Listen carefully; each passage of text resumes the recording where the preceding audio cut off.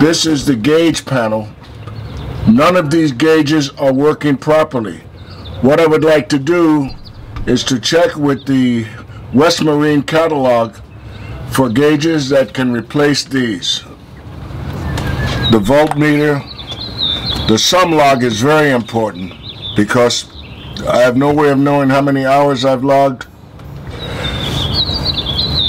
Oil pressure is fluctuating. Amp meter is fluctuating. All of these gauges need to be replaced. And I also need to acquire fuel gauges so that I can read the amount of fuel on board without going down into the bilge.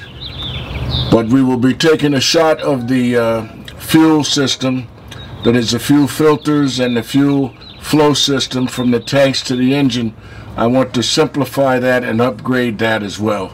But we'll get a shot of that in a moment. But all of these gauges need to be replaced. This video is for Eddie Sousa.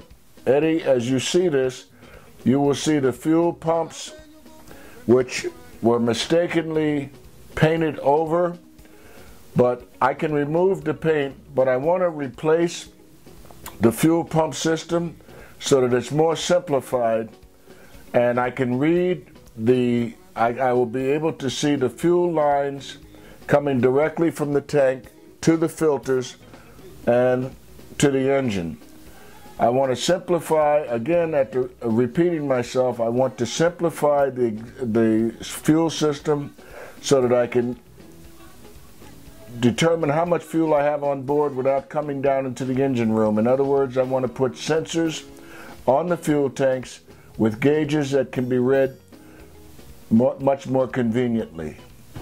Okay, this is obviously the prow of the vessel, and as you can see, there is some structural damage here at the chain plates in the very front of the boat. They will have to be repaired before being painted, obviously. So we need to select the proper treatment to fill those patches, to fill those holes, to smooth it out, and then paint it.